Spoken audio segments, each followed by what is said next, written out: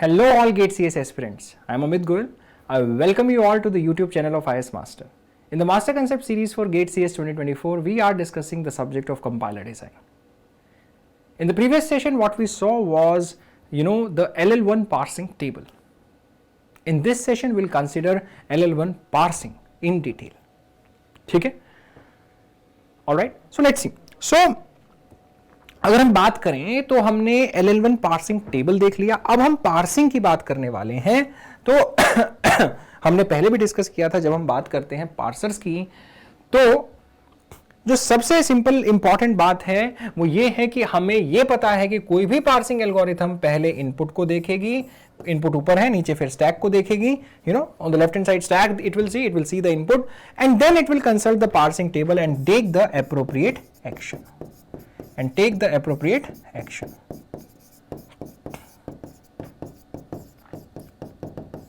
ठीक है। ये इन जनरल हमारे पास में रहता है। किसी भी पार्सर के पास अगर आप जाएंगे तो मोस्टली यही वाली चीजें आपको मिलेंगी। हम इसके अंदर कोई चेंजेस नहीं कर सकते, यहां पर कोई चेंजेस नहीं कर सकते। हम क्या कर सकते हैं, हम पार्सिंग टेबल हम ऑलरेडी डिस्कस कर चुके हैं LL1 के लिए। अब हम डिस्कस करने वाले हैं पार्सिंग एल्गोरिथम। एक चीज जो बहुत अच्छे से क्लियर होनी चाहिए कि जो भी हम पार्सर डिस्कस किया हमने LL1 के अंदर से, इसी को LL1 भी बोलते हैं, इसको हम नॉन रिकर्सिव डिसेंट पार्सर भी बोल सकते हैं, ताकि आप कंफ्यूज ना हो। अगर एग्जाम में कोई टर्मिनोलॉजी अलग आ जाती है तो भी आपको क्लैरिटी रहनी चाहिए, इसलिए मैंने यहां पे सारे नाम लिस्ट भी कर देता हूं। और एक नाम होता है इसका प्रेडिक्टिव पार्सर भी। ठीक है, ये तीनों हमारे पास में इसके टर्मिनोलॉजी होगी। अगर LL1 की बात समझें, हमने LL का डिस्कशन किया था। L का मतलब क्या होता है, लेफ्ट टू राइट, हम लेफ्ट टू राइट मूव कर रहे हैं। This is left most derivation and this one is basically telling you आप एक input symbol at a time देखेंगे, आप कितने इनपुट आगे देख सकते हैं। This is the look ahead thing, right? This is nothing but the look ahead thing. आप कितने सिंबल आगे जा सकते हैं। अगर आप एक सिंबल आगे जाते हैं तो यहां पर LL1 बन जाएगा। अगर LL2 होगा तो आप दो सिंबल आगे तक देख सकते हैं। अभी हमारे सिलेबस में LL1 ही है। ठीक है, आइए देखते हैं LL1 पार्सिंग एल्गोरिथम। अगेन जब पार्सिंग एल्गोरिथम की बात करेंगे तो आपको कोई स्ट्रिंग पार्स करनी होगी। The string which is given to you is ID plus ID। अगर आपने प्रीवियस लेक्चर अटेंड किया है तो आपको ध्यान होगा अच्छे से कि हमने ये वाला ग्रामर कंसीडर किया था और साथ ही साथ में हमने ये उसका पार्सिंग टेबल बना दिया था। अब हम क्या करेंगे, पार्सिंग एल्गोरिथम डिस्कस करेंगे। ठीक है, अगेन पार्सिंग एल्गोरिथम भी हम वैसे ही करेंगे, स्टेप बाय स्टेप करेंगे डिस्कस। ऐसा नहीं करेंगे मैं पूरी पार्सिंग एल्गोरिथम बता दूं और फिर आपको न्यूमेरिकल के साथ समझाऊं सारी चीज, ऐसा नहीं करेंगे। हम स्टेप बाय स्टेप करते जाएंगे, एल्गोरिथम भी समझते जाएंगे और साथ ही साथ उसका एप्लीकेशन भी देखेंगे। I will do back and fourth in this slide also. ठीक है, सिंपल है। देखिए सबसे पहली बात समझते हैं, हम पहले तो इस स्ट्रिंग को डिराइव करके देखते हैं और हम देखेंगे क्या पार्सर भी वही सब कुछ कर पा रहा है जो हम कर रहे हैं। अरे जो हम करते हैं वही पार्सर कर रहा है तो फिर बात खत्म होगी, पार्सर बिल्कुल सही है। तो देखते हैं हम इस स्ट्रिंग को कैसे डिराइव करेंगे। ID प्लस ID को विल स्टार्ट विद E से हमने स्टार्ट किया तो हमें क्या मिलेगा, TE डैश। हमें कहां पहुंचना है, ID प्लस ID पे, देखते जाइए। अब हमारे पास में T है, T के पास तो कोई ऑप्शन ही नहीं है, FT डैश पे ही जाना पड़ेगा। ठीक है, और E डैश जो है हमें पहला प्लस दे सकता है जो हमें प्लस चाहिए। तो हमारे को क्या मिल जाएगा, यहां से मैं पार्स ट्री बना रहा हूं, पार्स ट्री हम देखेंगे क्या सेम पार्स ट्री हमारा LL1 पार्सर भी बना पाता है कि नहीं। तो हम यहां पर देख रहे हैं प्लस TE डैश। ऑलराइट, इतना हो गया हमारे पास में जनरेशन, हमारे को प्लस मिल चुका है। अब हमें क्या चाहिए, दो IDs और चाहिए, देखते हैं कैसे मिलेंगे। F पे गए, F के पास दो ऑप्शन है, ID और open brace E close brace. हमें ब्रेस की जरूरत नहीं है तो हम F को किससे रिप्लेस कर देंगे, ID से। T डैश की बात करें तो T डैश के पास बहुत सारे ऑप्शंस हैं, लेकिन क्रॉस FT डैश का भी ऑप्शन है, लेकिन हमें मल्टीप्लाई तो चाहिए नहीं, हमें तो एप्सिलॉन चाहिए क्योंकि ID हो चुका है, हमें आगे प्लस चाहिए तो इसको एप्सिलॉन से रिप्लेस कर दिया। अब मेरे पास ID है, प्लस है, अब मेरे को एक और ID चाहिए, कौन जनरेट करेगा, T से बात करते हैं। T क्या करता है, FT डैश को जाता है, कोई ऑप्शन ही नहीं है, हम इसको FT डैश से रिप्लेस कर देते हैं। और FT डैश मेरे को ID दे सकता है, वो हम ऑलरेडी जानते हैं, F से हमें ID मिल जाएगी। T डैश को हम एप्सिलॉन पे फिर से ले जाएंगे जैसे यहां लेके गए। और फिर हम E डैश को अगर की देखें, अगर हम E डैश को देखते हैं, अगर E डैश को हम देखते हैं, E डैश को हम कैसे रिप्लेस करें, E डैश को एप्सिलॉन से कर सकते हैं, तभी हमें डायरेक्टली ID प्लस ID मिल जाएगा। तो अगर हम इस पूरे प्रोसेस को समझें तो हमने स्टेप वाइज क्या किया, ठीक है हम ऐसे कर रहे हैं लेकिन हम स्टेप वाइज क्या करेंगे, लेफ्ट टू राइट वाली चीजें करेंगे। सबसे पहले हम क्या करेंगे, अगर हम एक्चुअल पार्सर बनाना चाहें तो वो क्या करेगा, लेफ्ट टू राइट करेगा सारी पार्सिंग। ये तो हमने इन बिटवीन हमने तो सैंडविच अप्रोच लगा दिया, लेकिन अगर टॉप डाउन पार्सर इसे कंसिडर करेगा तो कैसे करेगा, सबसे पहले क्या करेगा, वो ई गोज टू टी जनरेट करेगा, टी ई डैश करेगा, फिर t को ft डैश से रिप्लेस करेगा, this is the second step. फिर f को id से रिप्लेस करेगा, t डैश को एप्सिलॉन से रिप्लेस करेगा, फिर वो क्या करेगा, e को किससे रिप्लेस करेगा, e dash sorry this is already done, e dash को वो किससे रिप्लेस करेगा, प्लस टी ई डैश से, this is the fifth step. Six step पे क्या करेगा, t को f से रिप्लेस करेगा, सेवन स्टेप पे f को id से करेगा, एट स्टेप पे t को एप्सिलॉन से करेगा, f फिर नेक्स्ट स्टेप में नाइन्थ स्टेप में e डैश को एप्सिलॉन से करेगा। पहले स्टेप में टी ई डैश, फिर ft डैश, फिर थर्ड में f goes to id, fourth में t गोज टू एप्सिलॉन, फिर फिफ्थ में e dash goes to plus T E dash, फिर सिक्स्थ में ft डैश, सेवेंथ में id, एट्थ में t goes to epsilon and ninth में e dash goes to epsilon. ये basically 9 steps होंगे। अगर मेरा पार्सर ये 9 के 9 स्टेप कर दे तो बिल्कुल सही हो जाएगा। अगेन ये मैं इस तरह से क्यों किया, क्योंकि मैं लेफ्ट टू राइट जा रहा हूं, लेफ्ट मोस्ट डेरिवेशन कर रहा हूं, तो मैं जितना लेफ्ट में जो भी रिडक्शन हो सकता है, जो भी हम एक्सपेंशन कर सकते हैं, वो करके आगे हम बढ़ेंगे। अब हम पार्सिंग एल्गोरिथम को देखते जाते हैं, समझते हैं पार्सिंग एल्गोरिथम को, और फिर देखते हैं कि क्या मेरा पार्सिंग एल्गोरिथम भी यही कर रहा है कि नहीं कर रहा है, और हम हर स्टेप पे टिक लगाते जाएंगे कि हाँ भाई ये वाला स्टेप हो गया मेरा। ठीक है, ठीक है, ऑलराइट। सो आगे देखते हैं, अब पार्सिंग एल्गोरिथम क्या है वो समझते हैं। Push dollar followed by the start symbol on the stack, stack के ऊपर आप क्या करेंगे, डॉलर को पुश कर देंगे। ठीक है, तो कर देते हैं। तो मेरा इनपुट बफर क्या है, मैं जो सारे स्टेप्स हैं वो यहां पे लिखता जाऊंगा। ठीक है, और maybe I can take another slide also. तो हम क्या लेंगे, हमारी स्ट्रिंग हो जाएगी id plus id and dollar, ये मेरी हो गई स्ट्रिंग। स्टैक में मैंने इनिशियली क्या पुटअप कर दिया, डॉलर। स्टैक के जितने भी कॉन्फ़िगरेशंस होंगे मैं आगे बनाता जाऊंगा। क्या होगा, डॉलर पे अगर आईडी आया, ठीक है, अभी बेसिकली मैंने क्या कर दिया, डॉलर यहां पे स्टैक पे रख दिया है, ये मेरा टॉप है और ये मेरी इनपुट बफर है। इनपुट बफर में मैं कहां पॉइंट कर रहा हूं अभी इस टाइम पे, आईडी पे। आगे देखते हैं, assume s is the stack top, मेरा स्टैक टॉप अभी क्या है, dollar, and i is pointed in the input buffer. Input buffer में अभी क्या है, आईडी है। तब आपको क्या करना है, दो केसेस हैं, अगर आपका s नॉन टर्मिनल है या अगर आपका s टर्मिनल है या फिर डॉलर है, ये केसेस हैं बेसिकली। ठीक है, अच्छा इसमें एक चीज है, push dollar followed by the start symbol on the stack, तो स्टैक पे आप स्टार्ट सिंबल भी डाल दीजिए। मेरा स्टार्ट सिंबल क्या है, e। ठीक है, दोबारा से बोल रहा हूं, push dollar followed by the start symbol on the stack कर दिया। उसके बाद assume that s is the stack top, stack के टॉप पे s पड़ा है and i is pointed in the input buffer. Input buffer में i पॉइंट हो रहा है, ऐसा मान लीजिए हो रहा है i पॉइंट। ठीक है, इनपुट बफर में मेरा i पॉइंट हो रहा है, मतलब मैं यहां पे id पे हूं अभी। और अभी यहां पे स्टैक टॉप क्या हो गया मेरा, स्टैक टॉप क्या है मेरा, स्टैक टॉप मेरा अभी इस टाइम पे e के ऊपर है। ठीक है, स्टैक टॉप मेरा e है, id मेरा जो है इनपुट बफर में है। दो स्टेप्स हैं, अगर मेरा s नॉन टर्मिनल है, अगर मेरा s टर्मिनल है। तो अगर नॉन टर्मिनल है तो एक बार हम पूरा एल्गोरिथम देख लेते हैं। अब इतना तो हमने कर लिया, अब इतना पहले पूरा समझ लेते हैं और फिर स्टेप बाय स्टेप उसमें लगाएंगे। ठीक है, अगर मेरा id नॉन टर्मिनल है तो क्या करना है, you go to pt of s, i। अगर वहां एरर है तो स्ट्रिंग आपकी रिजेक्ट हो जाएगी।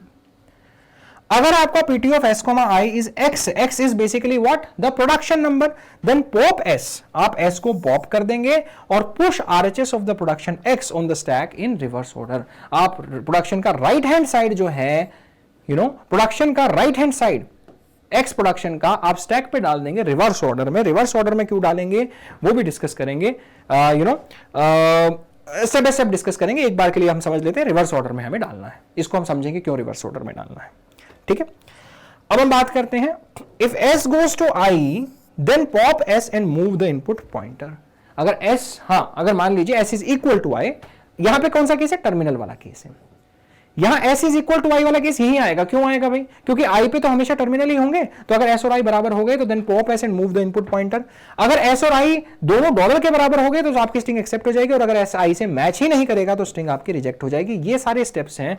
अब हम इन स्टेप्स को लगाते हैं हमारे एग्जाम्पल पे, उससे आपको क्लैरिटी आ जाएगी। अगर आपका s टर्मिनल है तो आपके 3 केस बनते हैं, या s और i इक्वल है तो आप आप क्या करेंगे, पॉप कर देंगे एस को और इनपुट पॉइंटर को मूव कर देंगे। अगर आपका एस आई के बराबर डॉलर भी है तो एक्सेप्ट कर लेंगे, एस आई के बराबर नहीं है तो रिजेक्ट कर देंगे स्ट्रिंग को। अगर आपकी बात करें, अगर हम नॉन टर्मिनल्स की बात कर रहे हैं, अगर एस आपका नॉन टर्मिनल है और आई तो हमेशा हमेशा टर्मिनल ही होगा, अगर आपका नॉन टर्मिनल है और तो आप क्या करेंगे, पीटी ऑफ एस कोमा आई को देखेंगे, अगर वहां पे एरर है तो आप एरर रिटर्न करेंगे और रिजेक्ट रिटर्न करेंगे, और अगर आपका वहां पे एरर नहीं है, कुछ एंट्री है, प्रोडक्शन का नंबर है, तो आप क्या करेंगे, एस को पॉप करेंगे और right hand side of the production को वहां पे आप पुट अप कर देंगे इन द रिवर्स ऑर्डर। ठीक है, यही है, बस इतना ही है। आइए हम इस एग्जांपल पे डिस्कस करेंगे। ठीक है, ठीक है, थोड़ा सा फर्स्ट एंड फॉलो का सिग्निफिकेंस भी जैसे मैंने बताया था इस लेक्चर में हम बहुत अच्छे समझ पाएंगे। आइए देखते हैं, स्टेप बाय स्टेप समझेंगे इस बात को। ठीक है, देखिए हम कहां पे हैं, अभी मेरा ई है, ई कोमा आईडी, तो आप कहां जाएंगे, ई कोमा आईडी पे जाएंगे। मेरे को क्या एंट्री दिख रही है, ई कोमा आईडी पे, ई कोमा आईडी पे मुझे दिख रहा है number 1। Just a second, I will change the colour, I will keep the black colour. E coma ID पे मेरा नंबर है 1। तो आपको क्या करना है, ई को पॉप करना है। रूल कौन सा लग रहा है यहां पे, अगर मैं बोल दूं ये मेरा स्टेप का नंबर जो है, ये थर्ड है, पॉइंट थर्ड ए है, ये मान लीजिए ये थर्ड बी है, ये फोर्थ है, ये फोर्थ ए है, ये फोर्थ बी है और ये फोर्थ सी है। अगर ऐसा केस है तो मुझे बताओ जरा कौन सा केस लगेगा, एस बिलोंग्स टू टर्मिनल। ठीक है, इस केस में कौन सा केस लगेगा, एस तो टर्मिनल है हमारे केस में या नॉन टर्मिनल है, S is belonging to non terminal, हमारा ये वाला केस लगेगा 3B यहां पर। ठीक है, 3B केस लगेगा। क्यों लगेगा 3B भाई, क्योंकि हमारे पास में वहां पे एंट्री मिल गई, नहीं मिलती तो हम बोल देते भाई यहां पर एरर है, तो सही ए लग जाता। अब 3B पे जाऊं मैं, ई कोमा आईडी मुझे दिख रहा है नंबर 1 प्रोडक्शन, तो आपको क्या करना है, ई को पॉप करना है और आपको जो इसकी राइट हैंड साइड है इस प्रोडक्शन की, फर्स्ट नंबर प्रोडक्शन कौन सी है, ये वाली, E goes to T dash. Numbering में फिर से कर देता हूं, ये 1 है, ये 2 है, ये 3 है, ये 4 है, ये 5 है, ये 6 है, ये 7 है और ये 8 है। तो मैंने क्या करना है, ई गोज टू टी डैश को यहां पर पुटअप करना है। ठीक है, तो ई को पॉप कर दिया और इसको रिवर्स करके हमें देखना है यहां पर। तो हम क्या करेंगे, ई को अगर मैंने पॉप कर दिया, ई को अगर मैं पॉप कर देता हूं तो मुझे क्या मिलेगा, ई डैश टी में पुश कर दूंगा, रिवर्स ऑर्डर में करना है। ठीक है, अब मैं बोल रहा था रिवर्स ऑर्डर क्यों करना है, हम यहां समझेंगे। देखो भाई, जब ई को रिप्लेस करा है टी ई डैश से, तो आपको क्या दिखना चाहिए, पहले टी, रिवर्स ऑर्डर में डालेंगे तभी तो टी दिखेगा, क्योंकि stack is first in last out, तभी तो टी दिखेगा भाई। ठीक बात है, रिवर्स ऑर्डर समझ में आ रहा है। अब देखते हैं, तो अगर आपने देखा कि ई को रिप्लेस करना है टी डैश से, ये मेरा फर्स्ट स्टेप था, ये कंप्लीट हो गया है। तो क्या वो पार्सर भी वही कर रहा है जो मैंने किया था, बिल्कुल कर रहा है, तो इसका मतलब पार्सर सही काम कर रहा है।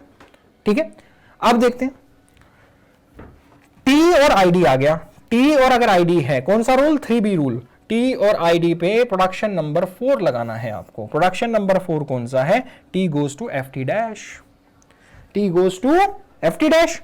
तो क्या करूं, टी को पॉप अप कर देंगे, नहीं, इनपुट पॉइंटर नहीं मूव करना, इनपुट पॉइंटर सिर्फ एक ही केस में मूव होगा।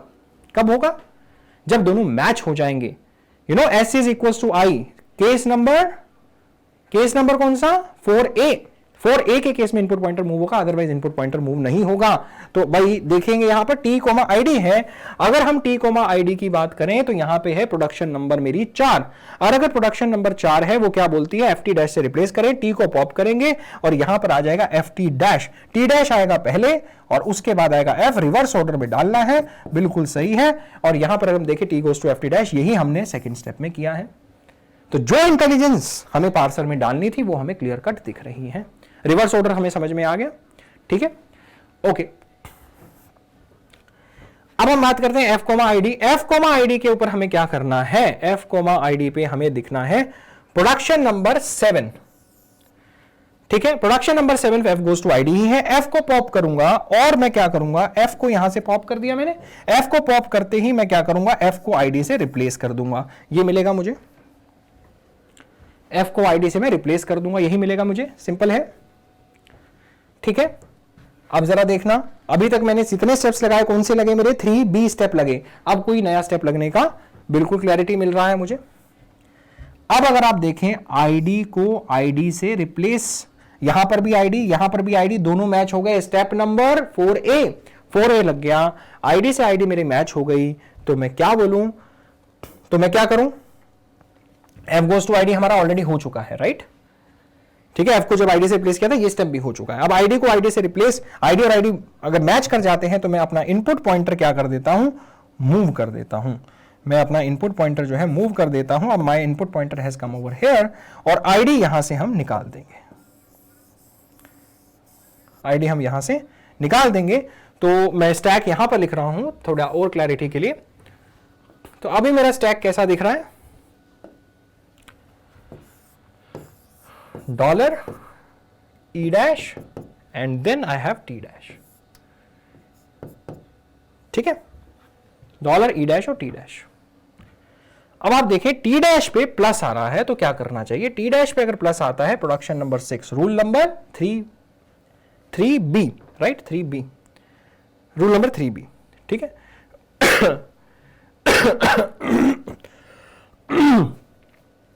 ऑलराइट। प्रोडक्शन नंबर 6 क्या बोलती है, प्रोडक्शन नंबर 6 बोलती है टी डैश को आप एप्सिलॉन से रिप्लेस कर दीजिए। आप क्या करेंगे, टी डैश को पॉप कर देंगे और एप्सिलॉन को उसके अंदर पुश करेंगे। दैट इज टी डैश को एप्सिलॉन से रिप्लेस करना है, यही तो हम कर रहे हैं।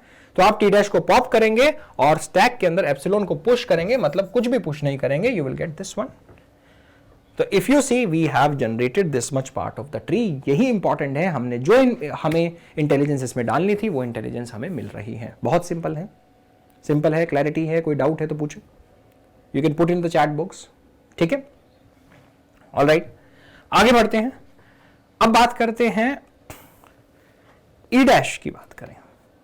ठीक है, you can rewind the video if you have any doubts और otherwise you can put in the chat box also. अब बात करते हैं ई डैश पे मेरे को क्या मिल रहा है, प्लस है यहां पे सिंबल। ई डैश पे अगर यहां पर प्लस है, ई डैश पे मैं प्लस में गया, प्लस में जाने पे मुझे मिला प्रोडक्शन नंबर 2, मिला कि नहीं मिला, ई डैश पे मिला मेरे को प्रोडक्शन नंबर 2। अब मुझे प्रोडक्शन नंबर 2 लगानी है। प्रोडक्शन नंबर क्या कहती है, ई डैश को रिप्लेस कर दीजिए प्लस टी ई डैश से, ई डैश को रिप्लेस कर दीजिए प्लस टी ई डैश से। ठीक है, अगेन यहां पे फर्स्ट का आपको सिग्निफिकेंस समझ में आएगा, हमने क्यों रखा था इसे फर्स्ट में, इस प्रोडक्शन को।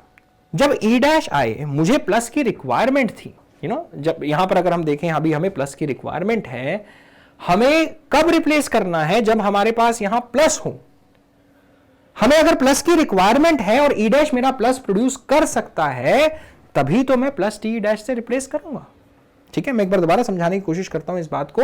अगर हमने इसका फर्स्ट जो निकाला था प्लस टी डैश का, तो हमें क्या पता लगा था कि ई डैश से जितने भी स्ट्रिंग्स प्रोड्यूस होंगे उसमें प्लस भी प्रोड्यूस कर सकता है ई डैश उनके फर्स्ट में। मतलब दोबारा से बोलता हूं, मतलब मैं क्या कहना चाह रहा हूं कि जब ई dash goes to plus T dash है, अगर ई डैश का फर्स्ट हमने निकाला था वो निकल के आया था प्लस। ऑलराइट, अगर प्लस निकल के आया था तो मतलब ई डैश जो है मेरा फर्स्ट जो है, उसके जो स्ट्रिंग्स उसमें प्रोड्यूस होती है उनका फर्स्ट सिंबल जो है प्लस होता है। तो ई डैश जो है प्लस को प्रोड्यूस कर सकता है। जब मुझे प्लस की रिक्वायरमेंट थी तब मैंने इस प्रोडक्शन को लगा दिया, ई dash goes to plus T dash. इसीलिए हमने इस प्रोडक्शन को कहां पे रखा, जब मेरा रो नंबर ई डैश है, मतलब मेरे स्टैक में ई डैश है, मतलब मेरे स्टैक में ई डैश है और मेरे इनपुट पे प्लस है। अगर मुझे प्लस प्रोड्यूस करना है उस वाले रो और उस वाले कॉलम में मैंने इसे रख दिया। और ये बात समझ में कि फर्स्ट का सिग्निफिकेंस क्या है। जब मुझे क्लैरिटी है कि जो मुझे इनपुट चाहिए वही मेरे स्ट्रिंग के फर्स्ट में आता है, वही मेरे नॉन टर्मिनल के फर्स्ट में आता है, तब मैं ये वाला एक्शन लूंगा। जब मेरे इनपुट पे वो सिंबल है जो मेरे करंट नॉन टर्मिनल के फर्स्ट में आता है, वहां मुझे इस प्रोडक्शन को यूज करना है, वहां मुझे इस एक्सपेंशन को यूज करना है। इस वजह से हमने इसे इस तरीके से लिखा। ठीक है, एक बार लास्ट बार बता रहा हूं इसी चीज को, बहुत बहुत इंपॉर्टेंट बात है। मैं क्या कहना चाह रहा हूं कि आपने इस एक्सपेंशन को कब करना है, जब आपको प्लस की रिक्वायरमेंट है। ठीक है, तो जब इनपुट बफर पे प्लस आ गया, जब ई डैश मेरा नॉन टर्मिनल पे है, तभी तो रखेंगे। और वो प्लस क्या है, वो प्लस जो है वो इस स्ट्रिंग का फर्स्ट है। जब आप प्लस प्रोड्यूस करना चाहते हैं, जो भी स्ट्रिंग्स प्रोड्यूस होंगे उनके आगे प्लस आएगा। ठीक है, ऑलराइट। और इसी तरह से जब हम बात करते हैं फॉलो की, तो यहां पर जब एप्सिलॉन के केस में हमने फॉलो क्यों रखा, क्योंकि ये वेरिएबल वैनिश हो जाएगा। ई डैश को जब हम एप्सिलॉन से रिप्लेस कर देंगे तो ये वेरिएबल वैनिश हो गया। तो कौन सी चीज, तो मेरा अगर ई डैश मेरा वैनिश हो गया तो उसके बाद क्या आएगा, जो उसके फॉलो में होगा वो आएगा in the process of derivation. तो ये है हमारे फॉलो का इंपॉर्टेंस। आ रही है बात समझ में? जब मैं ई डैश को एप्सिलॉन से रिप्लेस कर दूंगा, ई डैश हैज वैनिश्ड, तो नेक्स्ट चीज क्या आएगी, नेक्स्ट चीज आएगी जो ई डैश के फॉलो में आती हैं चीजें, मतलब वो टर्मिनल जो ई डैश को फॉलो करते हैं in the process of derivation. तो जब ये ई डैश को हमने एप्सिलॉन से रिप्लेस किया तो ई डैश का फॉलो इंपॉर्टेंट हो जाता है। आ रही है बात समझ में? एक बार लास्ट बार रिपीट कर रहा हूं ये बात, जब ई डैश को एप्सिलॉन से रिप्लेस करना, ई डैश वैनिश हो जाएगा, तो मुझे आगे टर्मिनल कौन से दिखेंगे, वो दिखेंगे जो ई डैश के फॉलो में आते हैं। तो मेरे इनपुट स्ट्रिंग पे उस टाइम पर, मेरे इनपुट स्ट्रिंग पे उस टाइम पर क्या होना चाहिए, मेरे इनपुट स्ट्रिंग पे क्या होना चाहिए, जो ई डैश के फॉलो में आ रहा है वो होगा, तब मैं इसको रिड्यूस कर दूंगा। तो ये हम प्रिडिक्ट कर पा रहे हैं कब हमें कौन सा प्रेडिक्शन यूज करना है, कौन सा एक्सपेंशन यूज करना है, इसीलिए इसको हम बोलते हैं प्रिडिक्टिव पार्सर भी। ठीक है, इसको हम प्रिडिक्टिव पार्सर भी बोलते हैं। और ये बात ऑलराइट, आ रही है बात समझ में? यू नो, अगर आप देखें तो अगर हमने टर्मिनोलॉजी जिसकी डिस्कस करी, LL1 पार्सर हमने डिस्कस किया, क्या है L, क्या है दूसरा L, उसके बाद 1 क्या है, प्रेडिक्टिव पार्सर क्यों है वो मैंने आपको बताया। फिर इसे नॉन रिकर्सिव डिसेंट पार्सर भी बोलते हैं, क्योंकि हमने रिकर्सिव डिसेंट पार्सर में देखा कि रिकर्शन है, वहां पर एक वेरिएबल खुद ही को कॉल करता है। E can also call itself, you know, अगर मान लीजिए प्रोडक्शन उस तरीके का है, जैसे मान लीजिए ई dash goes to plus T dash, यहां पे हमारे पास रिकर्शन आएगा, और यहां पे रिकर्शन जैसा कुछ भी नहीं है, कोई फंक्शन कॉलिंग नहीं है, तो ये नॉन रिकर्सिव डिसेंट पार्सर है हमारा। ठीक है, ये बेसिक है, आपको समझ में आना चाहिए, राइट? अगर आपको कुछ डाउट्स है, you can put in the comment box, there is no issue. ठीक है, ऑलराइट, अब हम आगे बढ़ते हैं। अब मेरे पास में ई डैश है और प्लस है, ई डैश और प्लस है, तो मुझे क्या करना है, इसको एक्सपैंड करना है, क्योंकि ई डैश और प्लस पे मैंने क्या देख रखा है, सेकंड प्रोडक्शन यूज करना है। सेकंड प्रोडक्शन यूज करना है तो ई डैश को पॉप करेंगे और पुश किसको करेंगे, ई डैश टी और प्लस को, रिवर्स ऑर्डर में। तो पहले ई डैश फिर टी और फिर मेरा प्लस आ गया, और यहां पर इस तरीके से मैंने ये वाला स्टेप भी कर दिया। अब प्लस और प्लस मैच हो गए। स्टेप नंबर 4A, तो मैं इसको आईडी को मूव कर दूंगा, इनपुट पॉइंटर को मूव कर दूंगा आईडी पे, और यहां पर मेरा प्लस भी यहां से स्टैक से निकल जाता है। सिंपल है। अब आप क्या करेंगे, टी को कंपेयर करेंगे किससे, आईडी से। टी और आईडी पे क्या हो रहा है, टी और आईडी पे क्या हो रहा है, ठीक है। टी और आईडी पे अगर मैं जाऊं तो प्रोडक्शन नंबर 4 है मेरी। टी और आईडी पे अगर मैं देखूं, टी और आईडी पे प्रोडक्शन नंबर 4 है। प्रोडक्शन नंबर 4 क्या बोलती है, T goes to F T dash. क्या मैंने यही किया है यहाँ पे, T goes to F T dash, बिल्कुल। तो 6th नंबर स्टेप भी हो जाएगा, अंडू। तो मेरा 6th नंबर स्टेप भी हो जाएगा। T goes to F T dash, अगर एफ टी डैश से रिप्लेस करना है तो क्या होगा, टी डैश नीचे आएगा और एफ ऊपर आएगा, रिवर्स ऑर्डर में, पहले भी बोला था। ठीक है, आई होप आपको फर्स्ट और फॉलो का सिग्निफिकेंस भी समझ में आया मेरे इस डिस्कशन से। आपको यह भी समझ में आया कि रिवर्स ऑर्डर में क्यों डालना है। ठीक है, ठीक है। फॉलो के केस में जब एप्सिलॉन आ गया तो वो वेरिएबल वैनिश हो जाएगा, तो आपके इनपुट स्ट्रिंग पे वो होना चाहिए जो उसके फॉलो में आता है, इसलिए आपने फॉलो का यूसेज समझा इस तरीके से। और फर्स्ट का यूसेज क्या है, जब आपने कुछ प्रोड्यूस करना है तो जो उसकी स्ट्रिंग्स के शुरू में आएगा वहां पर अगर इनपुट स्ट्रिंग पे वो वाली चीज है तब आप उस एक्सपेंशन को करेंगे। अब अगर मान लीजिए इनपुट स्ट्रिंग पे प्लस है और आपकी स्टैक पे ई डैश है, तो मतलब उससे जितने भी स्ट्रिंग्स प्रोड्यूस होंगे उसके फर्स्ट में प्लस आएगा,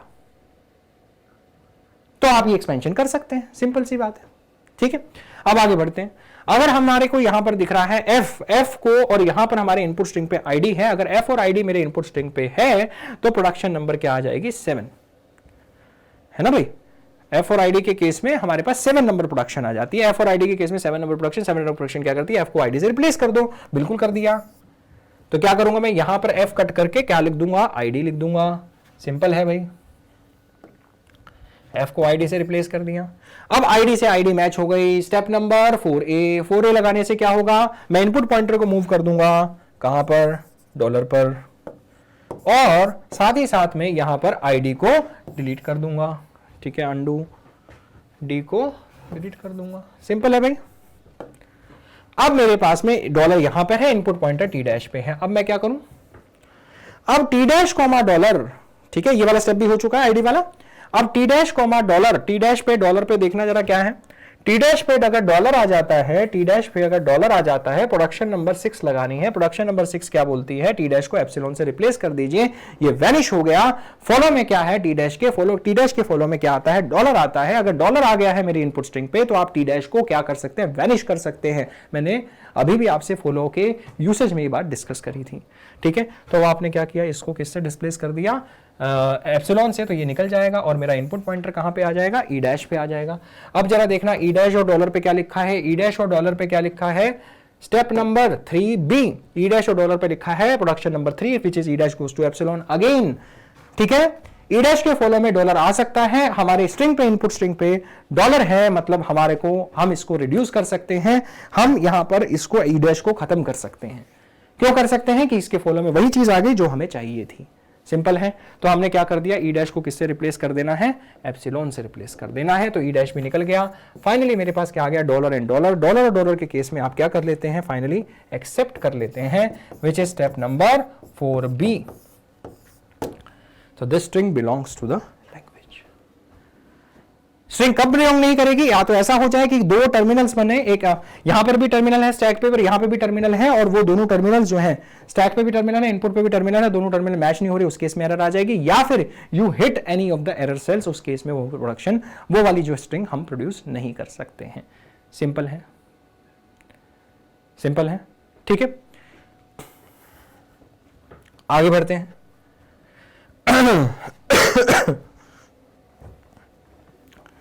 ठीक है भाई, सिंपल है।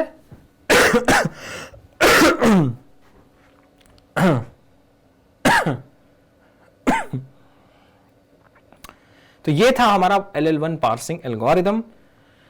अब किस तरह से गेट में सवाल आते हैं ये इंपॉर्टेंट बनता है। सबसे पहले पूछा जाता है is the given grammar LL1 or not, ये हम डिस्कस करेंगे। फिर पूछ लेता है missing entries in the parsing table. Parsing table construction algorithm आपको आता है तो आप मिसिंग एंट्रीज पार्सिंग टेबल में भर सकते हो कि नहीं, बिल्कुल भर सकते हो। फिर पूछ लेता है reachable configurations of stack during parsing. आपने स्टैक देखी है, क्या क्या कॉन्फ़िगरेशंस रीच हो सकती हैं, आप स्टैक बार बार बनाएंगे during the parsing, during the process of parsing क्या क्या अचीव होगा वो आप यहां पर बहुत इजीली बता सकते हैं। ठीक है, सिंपल है, बहुत सिंपल है। अब जरा ये वाला सवाल जो है ये भी हमें आ गया, ये भी हमें आ गया, LL1 है कि नहीं है वो कैसे चेक करेंगे। सबसे पहली बात टॉप डाउन पार्सर है। टॉप डाउन पार्सर है तो तीन जो है प्रॉब्लम जो हमने प्रीवियस सेशंस में डिस्कस करी है, लेफ्ट रिकर्शन नहीं होना चाहिए, नॉन डिटर्मिनिज्म नहीं होना चाहिए, एम्बिग्यूटी नहीं होनी चाहिए। अगर ये तीनों चीजों में से कुछ भी है तो LL1 नहीं होगी। अगर LL1 होना है तो no non left recursion, no non determinism, no ambiguity और no conflict in the parsing table. कौन सी parsing table, LL1 parsing table. अगर इसमें कोई कंफ्लिक्ट नहीं है तभी आप ये बात बोल सकते हैं कि हाँ भाई मेरी ग्रामर जो है जो आपने दी है वो LL1 ग्रामर है। ठीक है, तभी आप बोल पाएंगे कि मेरी जो ग्रामर गिवन है वो LL1 है। इसके कुछ एग्जांपल्स देख लेते हैं। देखिए, check if the given grammar is LL1 or not. क्या यहां पर आपको लेफ्ट रिकर्शन दिख रहा है, मुझे तो कहीं नहीं दिख रहा है, लेफ्ट रिकर्शन नहीं है। क्या आपको यहां पे नॉन डिटर्मिनिज्म दिख रहा है, कहीं पे नॉन डिटर्मिनिज्म नहीं है। क्या आप लोगों को यहां पर एम्बिग्यूटी दिख रही है, कोई एम्बिग्यूटी नहीं है। अब बात करते हैं पार्सिंग टेबल की। पार्सिंग टेबल अगर हम बनाएं तो क्लियर कट है, पार्सिंग टेबल में कंफ्लिक्ट कब आती है, जब एक ही सिंबल से, एक ही नॉन टर्मिनल से मल्टीपल प्रोडक्शंस जा रही हैं तभी आएगी। अगर एक ही नॉन टर्मिनल से अगर सिंगल प्रोडक्शन है तो रो नंबर जो है एक ही है, आप कुछ भी लिखें कोई दिक्कत नहीं है। कंफ्लिक्ट तो आ ही नहीं सकता। ठीक है, कैसे कंफ्लिक्ट आएगा, यहां से ये रो नंबर को डिसाइड करता है। ठीक है, अगर एक से ज्यादा प्रोडक्शन है तब आपको चेक करना पड़ेगा। अगर एक ही प्रोडक्शन है तो फिर तो कंफ्लिक्ट का कोई चांस ही नहीं है। अगर सिंपल ही ऐसा होता है एस गोज टू दिस, तब तो आपको चेक भी करने की जरूरत नहीं थी।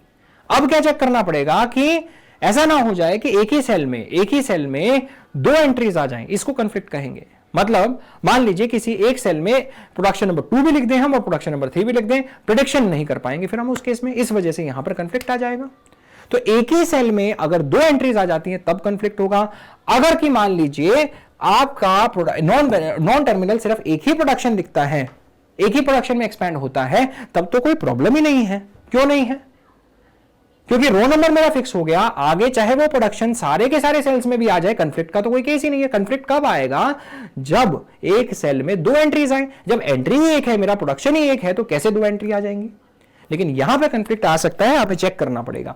आ रही बात समझ में, एक लास्ट बार बोल रहा हूं, अगर मान लीजिए single production S goes to AB और कोई प्रोडक्शन नहीं है एस से related, there are no other productions, उस केस में कंफ्लिक्ट का चांस ही नहीं, जब एक ही प्रोडक्शन है वही नंबर आएगा, चाहे सारे सेल्स में आ जाए उस रो में, कोई फर्क नहीं पड़ता। लेकिन एक से ज्यादा है तो हमें चेक करना पड़ेगा कि किन्हीं दो प्रोडक्शंस का कॉलम नंबर तो सेम नहीं होगा क्योंकि रो नंबर तो सेम ही है। ठीक है, अब इस केस में कैसे चेक करेंगे? अब मान लीजिए, मुझे बताइए S गोज टू अगर ये लिखा हुआ है तो ये कहां आएगी entry? In the first of this, ये एंट्री कहां आएगी? ओपन ब्रेस में। ठीक है, अब अगर मैं बात करूं S गोज टू एप्सिलॉन, ये एंट्री कहां आएगी? In the follow of S। Follow of S क्या है? Follow of S always contains dollar and follow of S is also closed brace. कोई कंफ्लिक्ट है क्या? नहीं है। टेबल अगर आप देखना भी चाहते हैं तो देख लीजिए, टेबल कुछ ऐसी बनेगी, यहां पर ओपन ब्रेस रहेगा, यहां क्लोज ब्रेस रहेगा, यहां डॉलर रहेगा, यहां S रहेगा, S comma open brace, this is production number 1, this is production number 2, यहां पर प्रोडक्शन 1, यहां प्रोडक्शन 2, प्रोडक्शन 2, कोई कंफ्लिक्ट नहीं है। यही तो हमने डिस्कस किया। ऑलराइट, सिंपल है।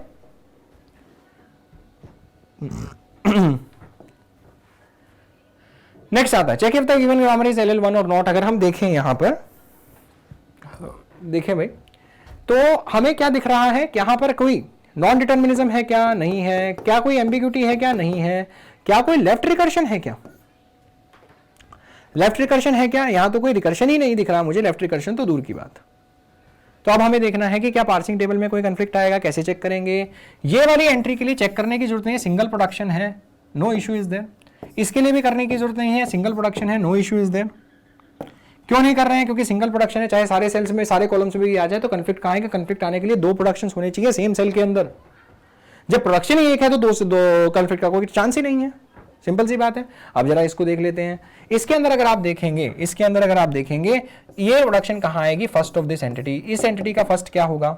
इस एंटिटी का फर्स्ट है, first of this entire entity is first of A. What is first of A? First of A is nothing but epsilon. तो मैं क्या करूंगा? S गोज टू एप्सिलॉन से रिप्लेस कर दिया तो ये बना AAB। Now first of this entity, remaining entity is A। क्या मैंने फर्स्ट ऑफ S में एप्सिलॉन क्यों नहीं डाला? क्योंकि एप्सिलॉन अगर पूरा प्रोड्यूस हो पाता तभी मैं डालता, अदरवाइज मैं नहीं डालता। पूरा प्रोड्यूस हो पाता तभी डालूंगा भाई, ऐसे थोड़ी ना डालेंगे। ठीक है, तो अभी हमने डिस्कस किया एप्सिलॉन शुड बी डायरेक्टली और इनडायरेक्टली प्रोड्यूस्ड। यहां तो प्रोड्यूस नहीं हो रहा, A पे रुक जाएंगे हम। इसी तरह से ये एंट्री कहां आएगी? First of this entity, first of B। First of B is nothing but epsilon. Epsilon को यहां पे पुट अप किया तो first of this remaining entity is just B। तो जो प्रोडक्शन नंबर 1 है वो आएगी row number S and column number A। Production number 2 कहां आएगी? Row number S and column number B। तो अगर ऐसा है तो कोई कंफ्लिक्ट का चांस ही नहीं है, तो ये भी LL1 ग्रामर हो जाएगी। कंफ्लिक्ट का कोई चांस ही नहीं है तो ये भी LL1 ग्रामर हो जाएगी मेरी। सिंपल है, कोई कंफ्यूजन है तो आई थिंक कोई कंफ्यूजन नहीं होना चाहिए इसके अंदर, बहुत सिंपल है। ऑलराइट, आगे बढ़ते हैं। ठीक है, टेबल अगर आप बनाना चाहें तो आप पूरा बना सकते हैं, वैसे जरूरत नहीं है, इसी तरह से चेक करें आप। Now check if the given grammar is LL1 or not. ठीक है, check if the given grammar is LL1 or not. Grammar आपके पास में है, अगर आपको पूछा जाए क्या इसमें लेफ्ट रिकर्शन है, बिल्कुल भी नहीं है। क्या इस रिकर्शन ही नहीं है? लेफ्ट रिकर्शन है, राइट रिकर्शन है। लेफ्ट रिकर्शन नहीं है, राइट रिकर्शन है, इसके अंदर कोई दिक्कत नहीं है। ना दूसरी बात है एम्बिग्यूटी है क्या? एम्बिग्यूटी है, हमने ये एग्जांपल डिस्कस किया है। AB के लिए हमने दो पार्स ट्रीज बनाए थे, तो यहीं पे हम बोल सकते हैं कि ये ग्रामर LL1 नहीं है। Go back to the previous lectures, you must have seen कि हमने इसके लिए AB के लिए दो पार्स ट्रीज बनाए थे। ठीक है, बट अगर मैं बात करूं आगे की बात करें नॉन डिटर्मिनिज्म, वैसे तो हम यहीं पे क्वेश्चन खत्म कर सकते हैं। अगर मैं नॉन डिटर्मिनिज्म की बात करूं तो नॉन डिटर्मिनिज्म तो इसमें नहीं है। ठीक है, अगर हम आगे पार्सिंग टेबल भी देखेंगे तो वहां भी हमें कंफ्लिक्ट मिल जाएगा, तो उससे भी क्लियर हो जाएगा। इनकेस आप एम्बिग्यूटी में कंफ्यूज हो जाते हैं, आपको नहीं याद रहता है, तो आप पार्सिंग टेबल मेथड से भी जा सकते हैं। पार्सिंग टेबल अगर आप देखेंगे तो वहां पर आपको कंफ्लिक्ट मिल जाएगा इस केस में। ठीक है, इस एग्जांपल के अंदर आप पार्सिंग टेबल मेथड से भी अगर आप देखेंगे तो वहां भी कंफ्लिक्ट आ जाता है। अगर आप एम्बिग्यूटी नहीं भी पकड़ पाए इस एग्जांपल में, तो आप पार्सिंग टेबल के टाइम पे आप उसे पकड़ लेंगे। ठीक है, तो एम्बिग्यूटी कैसे पकड़ेंगे यहां पर हम देखिए, अगर हम इस प्रोडक्शन की बात करें तो ये कहां पर आएगी? अगेन यहां पर कंफ्लिक्ट आ सकती है क्या? तीन प्रोडक्शन है इसके लिए, कहीं भी कंफ्लिक्ट आ सकती है। पहले तो मैं टेबल बना दूं। ठीक है, टेबल आपको वैसे बनाने की जरूरत नहीं है, विद प्रैक्टिस आपको टेबल बनाने की भी जरूरत नहीं रहेगी, आप मन ही मन में सॉल्व कर सकते हैं इन सारी चीजों को। ठीक है, प्रोडक्शंस क्या रहेंगे, कॉलम्स क्या रहेंगे? A, B और डॉलर, बस दैट्स इट। और तो कोई नॉन टर्मिनल मुझे दिख नहीं रहा। नाउ प्रोडक्शन नंबर 1 कहां आएगी? यहां पर ये है मेरी प्रोडक्शन 1, ये है मेरी प्रोडक्शन 2, दैट्स इट। ये this is my production 3। Production 1 कहां आ जाएगी? A में, first of this entity, first of this entity that is B। ये आ जाएगी प्रोडक्शन नंबर 2। ये कहाँ आएगी? फॉलो ऑफ एस में। फॉलो ऑफ एस को अगर आप देखेंगे, फॉलो ऑफ एस में डॉलर तो आता ही आता है, साथ ही साथ में ए भी आएगा। फॉलो ऑफ एस में ए भी आएगा और साथ ही साथ में बी भी आएगा। Follow of S is equal to B, follow of S is equal to A, follow of S is equal to follow of S and follow of S equal to follow of S. तो finally हमें क्या मिल जाएगा? ए comma B में ये भी entity आ जाएगी और follow of S में डॉलर हमेशा ही आता है, तो यहाँ पे 3 भी आएगा, यहाँ पर 3 भी आएगा, यहाँ पर भी 3 आएगा। इन दोनों सेल्स में मुझे क्या दिख रहा है? कन्फ्लिक्ट। और कन्फ्लिक्ट है तो ये ग्रामर LL1 नहीं है। आप एम्बिग्यूटी वाले स्टेप पे भी रुक सकते थे।